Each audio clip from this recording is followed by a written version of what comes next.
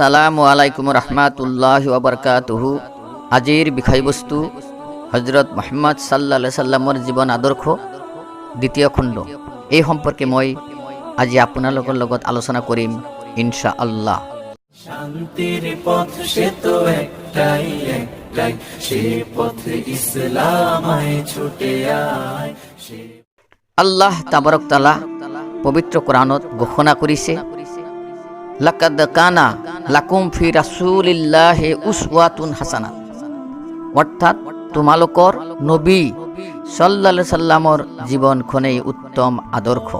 আল্লাহ তাআলাই কৈছে, মই যিটো প্ৰফৰ্মা বনাই দিছোঁ সেইটো প্ৰফৰ্মা মতে যদি কোনো মানুহে আমল কৰে তেন্তে তেওঁক নাজাত বা জান্নাত দান কৰা হ'ব। ইয়াৰ ব্যতিক্ৰম হ'লে তাক কোনো পধ্যেই ৰেহাই দিয়া নহ'ব। আল্লাহ তাআলাই পবিত্ৰ কোৰআনত কৈছে, ওয়ামা আৰসালনাকা ইল্লা রাহমাতুল লিল আলামিন, অৰ্থাৎ মই তোমাক নবী সাল্লাল্লাহু আলাইহি সাল্লামক বিশ্বৰ ৰহমত স্বৰূপ কৰি প্ৰেৰণ কৰিছোঁ। তাৰ এটি উদাহৰণ হ'ল হযরত হালিমা ৰাদিয়াল্লাহু আনহা, যেতিয়া নবী সাল্লাল্লাহু আলাইহি সাল্লামক লালন পালন কৰিবলৈ লৈছিল আৰু তাই নবী সাল্লাল্লাহু আলাইহি সাল্লামক তাইৰ দুধ বা পিয়াহ পান কৰাইছিল, তেতিয়া কিন্তু নবী সাল্লাল্লাহু আলাইহি সাল্লামে হযরত হালিমা রাদিয়াল্লাহু আনহার হো পিয়াহে পান করেছিল। নবী সাল্লাল্লাহু আলাইহি সাল্লামে হযরত হালিমার বাও পিয়া পান করা নাছিল, কারণ তাইৰ বাও স্তনটো তাইৰ নিজ সন্তানে পান কৰিছিল। হযরত হালিমাই নবী সাল্লাল্লাহু আলাইহি সাল্লামক কেতিয়াবা তাইৰ বাও স্তনটো পান কৰিবলৈ দিছিল, কিন্তু নবী সাল্লাল্লাহু আলাইহি সাল্লামে বাও স্তনটো কেতিয়াও পান কৰা নাছিল, কাৰণ নবী সাল্লাল্লাহু আলাইহি সাল্লামে জানিছিল যে সেই স্তনটো তেওঁৰ সৰু ভাইকে পান কৰে। নবী সাল্লাল্লাহু আলাইহি সাল্লামে সৰুৰে পৰাই ন্যায় বিচাৰক আছিল, সেয়ে তেওঁ বাও পিয়াটো পান কৰা নাছিল। আল্লাহৰ নবী সাল্লাল্লাহু আলাইহি সাল্লামৰ বয়স যেতিয়া 7 বছৰ হৈছিল, এদিনাখন তেওঁ দেখিছিল যে কিছুমান সৰু ডাঙৰ মানুহে কাবা ঘৰ মেৰামতি কৰাৰ বাবে মূৰত কৰি শিলগুটিবোৰ কঢ়িয়াই লৈ কাবা ঘৰত জমা কৰিছিল।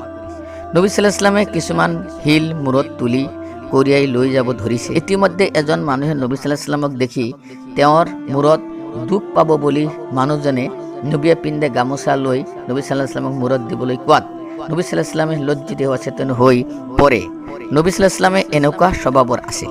আল্লাহ ৰাব্বুল আলামিনে পবিত্ৰ কোৰআনত কৈছে, কুল্লু মুছলিমিনান ইখৱান, অৰ্থাৎ প্ৰত্যেকজন মুছলমানেই ভাই ভাই। এজন মুছলমানে আন এজন মুছলমানক শান্তি দিয়া, সহায় আৰু আনন্দিত কৰাই হ'ল ইছলামৰ বিধান। সেয়ে নবী সাল্লাল্লাহু আলাইহি সাল্লামে হিলফুল ফজল, অৰ্থাৎ স্বেচ্ছাসেৱক দল কিছুমান যুৱকসকলক লৈ গঠন কৰিছিল। এই দলৰ জৰিয়তে সমাজৰ বিভিন্ন উন্নয়নমূলক কাম কাজ কৰিছিল। সমাজত ৰাস্তা ঘাট, যোগাযোগৰ ব্যৱস্থা ইত্যাদি কাম এই সংগঠনৰ জৰিয়তে কৰিছিল। এই হিলফুল ফজল নামৰ সংগঠনটোৰ মূল উদ্দেশ্য আছিল জনকল্যাণমূলক কাম কৰা। আল্লাহ তাআলাই বৰ্ণনা কৰি কৈছে, ধনীসকলৰ ওপৰত ফিত্ৰা, জাকাত আদি আদায় দিয়া অপৰিহাৰ্য কৰা হৈছে।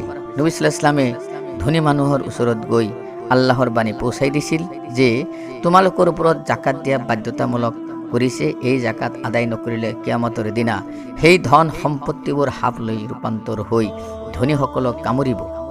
তাৰ বিষত কিয়ামত পৰ্যন্ত কবৰত ছটপটাই থাকিব লাগিব। সেয়ে নবী সাল্লাল্লাহু আলাইহি সাল্লামে ধনীসকলৰ পৰা জাকাত আদায় কৰি দুখীয়া গৰীবসকলক বিলাই দিছিল। আজিৰ কাৰণে আপোনালোকক ধন্যবাদ জনাই ভিডিঅ'টো শেষ কৰিলোঁ। ওয়ামা আলাইনা ইল্লাল বালাগ।